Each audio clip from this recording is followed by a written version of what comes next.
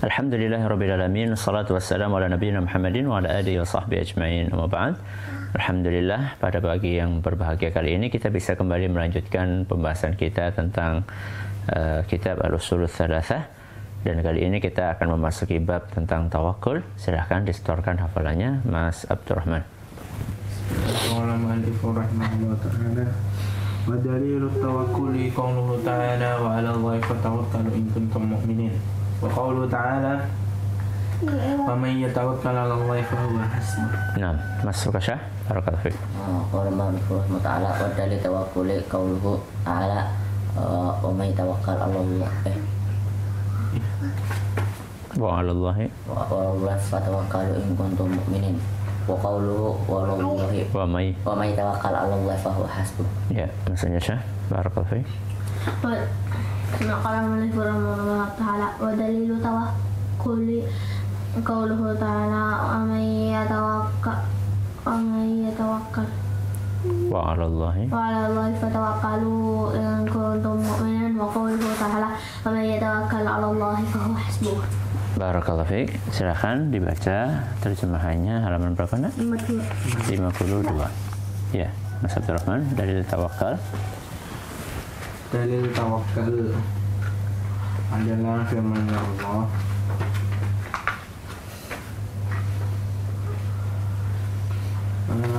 wa 'ala Allahi fatawakkalu in kuntum mu'minin, dan hanya kepada Allah lah kalian bertawakal jika kalian orang-orang mukmin. Ya, apa sih maksudnya dari tawakal itu? Ada yang tahu? Berserah diri, bergantung diri, menggantungkan, menyerahkan segala urusan hanya kepada Allah.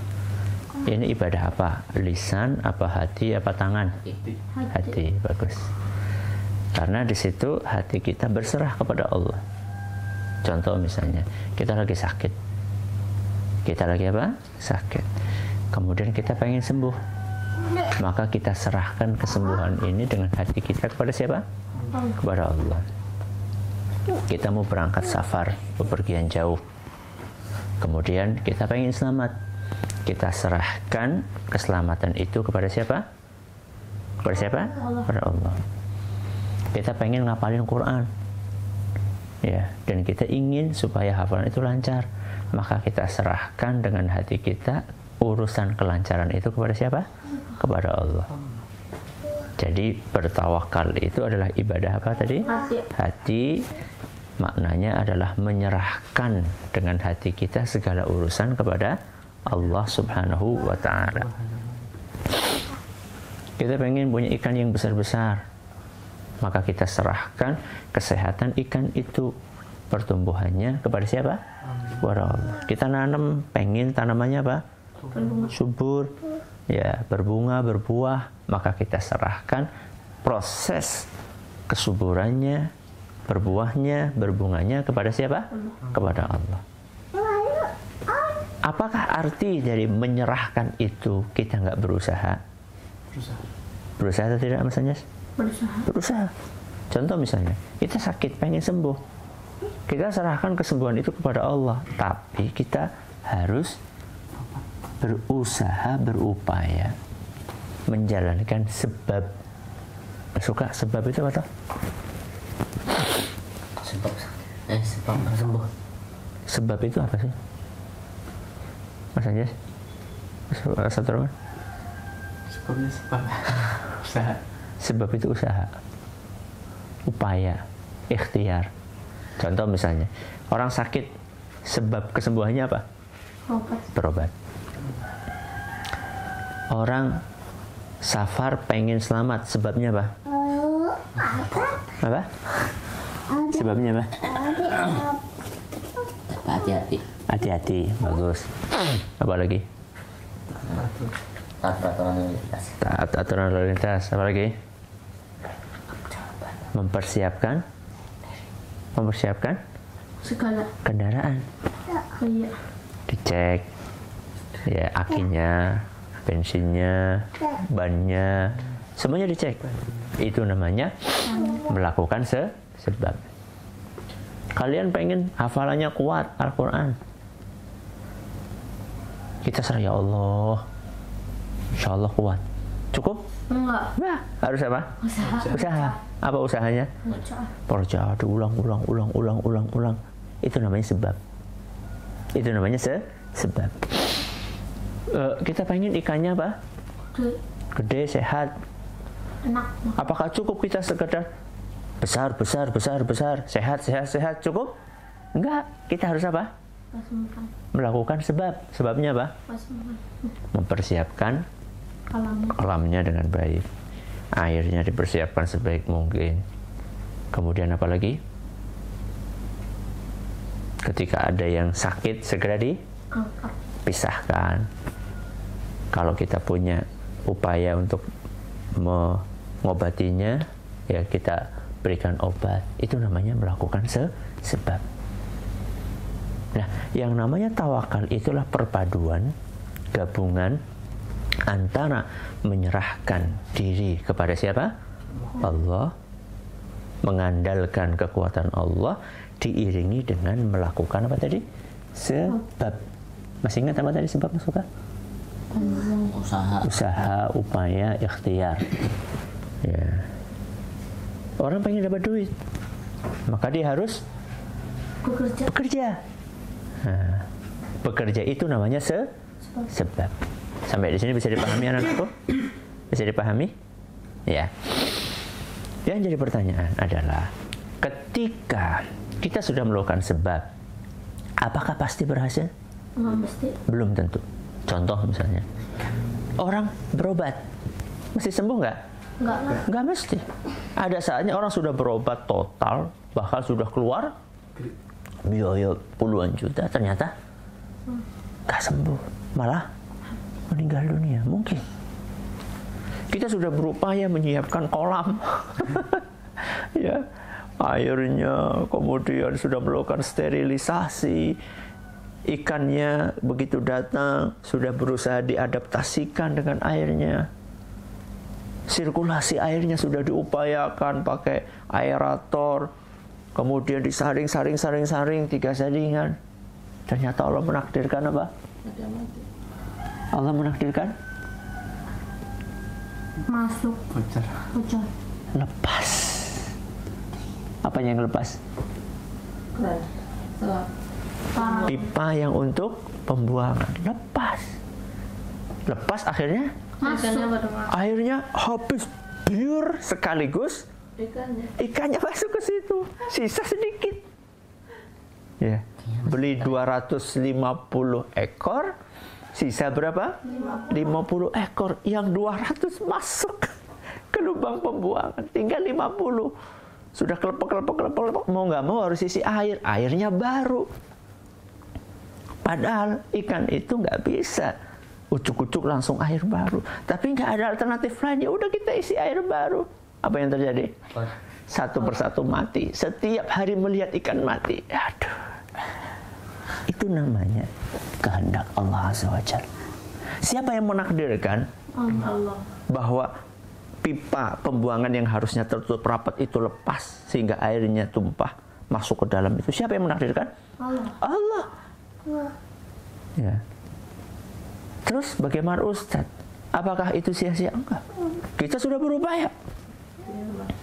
Tinggal kita mencari hikmahnya apa. Oh ya, mungkin hikmahnya adalah kalau seandainya dibiarkan seperti itu, barangkali baru ketahuan sekarang, oh ternyata kolamnya apa? Bocor. Ya. Setelah kita biarin kayak gitu, ternyata kita baru, oh ternyata kolamnya bocor. Kalau bocor mau nggak mau harus ditambal. Kalau ditambal nggak mungkin ikannya nggak dikeluarin. Maka ikannya harus keluarin semuanya. Bayangkan seandainya kita baru tahu kolamnya itu bocor setelah ikannya gede-gede. Lebih susah lagi. Perasaannya lebih nggak enak lagi. Ya, itu hikmah. Ya, itu hikmah. Mungkin hikmahnya juga kemarin mungkin agak merasa bangga gitu. Ya, agak bangga mendekati sombong gitu lah. Wah, kolamnya keren, bersih, bening, ya. Ikannya sehat, lari ke sana. Mungkin ada perasaan terselip, perasaan sombong. Diingatkan sama Allah. Ya. Jadi, kita ini sudah berikhtiar, sudah berusaha, tapi yang menentukan berhasil atau tidaknya adalah siapa? Allah. Itulah kenapa kita tawakal. Perhatikan ayatnya. Ayat yang pertama, wa 'alallahi, apa maksud sama? Wa 'alallahi fatawakkalu in kuntum mu'minin. Nah, sekarang Abi pengen tanya khusus. Pertanyaannya buat Mas Abdurrahman. Wa 'alallahi fatawakkalu.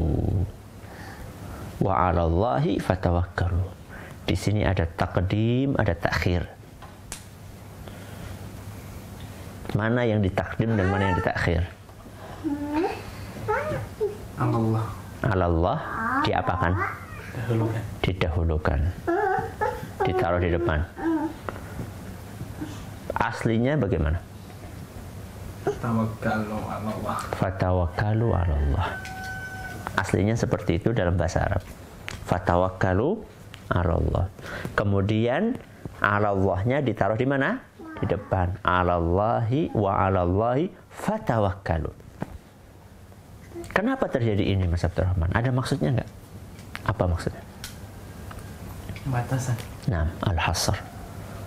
Jadi makna dari ayat ini bukan bertawakallah kepada Allah, bukan. Tapi Hanya bertawakallah hanya kepada Allah. Apa nak? Bertawakallah hanya kepada Allah. Dari mana kata hanya ini? Dari takdim dan takhir tadi. Ada yang diajukan, ada yang diakhirkan, ada yang diundurkan. Dalam bahasa Arab ini artinya adalah pembatasan atau al-hasr. Bertawakallah hanya kepada Allah, tidak kepada selainnya. Berarti tawakal ibadah atau bukan? Ibadah. Karena nggak boleh kita persembahkan kecuali hanya kepada Allah. Wa 'alallahi fatawakkalu. Bahkan, nah, Bilal.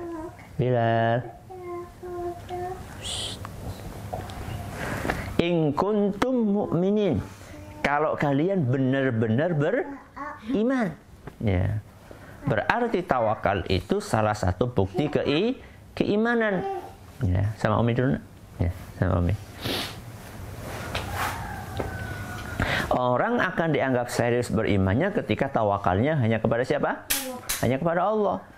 Jadi manakala ada orang mengaku beriman tapi tawakalnya bukan kepada Allah, berarti imannya belum sempurna, bahkan bisa rusak imannya.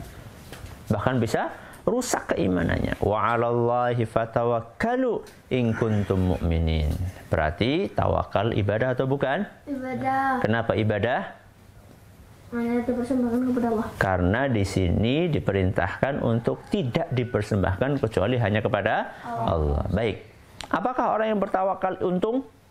Untung. Apa untungnya? Allah mencukupinya. Masya Allah. Apa dalilnya? Wa Wa yatawakkal fahuwa hasbuh. Ini dalilnya yang barusan kalian baca. Wa may yatawakkal 'ala Allahi fahuwa hasbuh.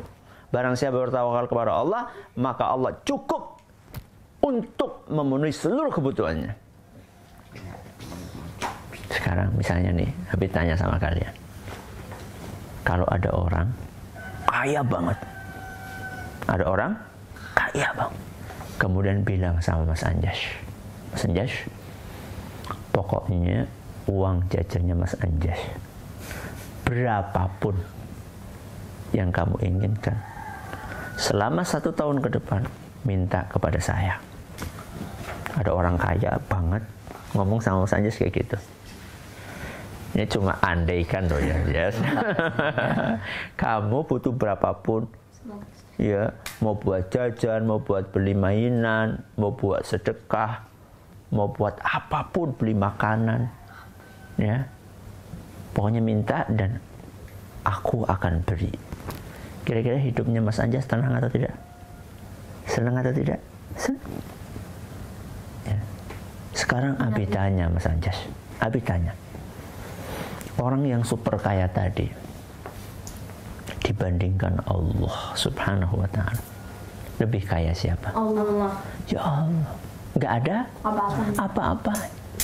Kekayaan orang kaya tadi dengan kekayaan Allah seperberapanya? Hah? 0,000000, nggak ada apa-apanya. Ya. Allah itu yang maha kaya. Nah sekarang Allah yang maha kaya itu menanggung urusan kebutuhan orang yang bertawakal. Maka supaya kita ditanggung sama Allah urusan kita, apa jalannya? Tawakal. Ya. Jadi Mas Anjas kadang-kadang mengeluhkan gimana ini, sudah mempersiapkan hafalan, berusaha sebaik mungkin, begitu setoran apa Anjas? Macet-macet gimana? Padahal tadi sudah dipersiapkan sampai diulangi 20 kali, 30 kali, di murojaah bolak-balik. Begitu mau setoran tahu-tahu blank. Apa blank? Tahu-tahu hafalannya hilang, kok macet-macet ya. Tawakal kepada Allah. Apa? Tawakal, serahkan kepada Allah. Kalau kita sudah bersiap maksimal, serahkan kepada Allah sudah. Kita nanam apa? Nanam. Ternyata tumbuhannya kurang maksimal. Tawakal kepada Allah, tumbuhkan ketergantungan kita kepada Allah Azza wa Jalla. Ya, ini adalah ibadah namanya apa? Tawakal. Besok apa nak? Besok 3 ibadah sekaligus. Apa itu? Ar-raghbah, war-rahbah, wal-khusyu'. Silakan Mas Abdurrahman dibaca. Dalil ar-raghbah war-rahbah wal-khusyu' qauluhu ta'ala innahum kanu yusari'una fil khairati wa yad'unana raghaban wa rahaban wa kanu lana khashi'in. Barakallahu fiik. Masuk Kasya. Wa dalilu raghbah war-rahbah wal-khusyu' qauluhu ta'ala innahum kanu yusari'una fil khairati wa yad'unana raghaban wa rahaban wa kanu lana khashi'in. Barakallahu fiik. Mas Usama. Dalilur raghbah wa rahbah wal khusyu' qauluhu ta'ala innahum kanu yusari'una fil khairat wa yad'unana raghaban wa rahaban wa kanu lana khashi'in. Ya Mas Anjasya. Barakallahu fiik. Wa dalilur raghbah wa rahbah wal khusyu' qauluhu ta'ala innahum kanu yusari'una fil khairat wa yad'unana raghaban wa rahaban wa kanu lana khashi'in. Mudah-mudahan apa yang kita pelajari barakallahu fiik bermanfaat buat kita semuanya. Kita tutup dengan membaca subhanakallahumma wa bihamdika asyhadu an la ilaha illa anta astaghfiruka wa atubu ilaik. Assalamualaikum warahmatullahi wabarakatuh.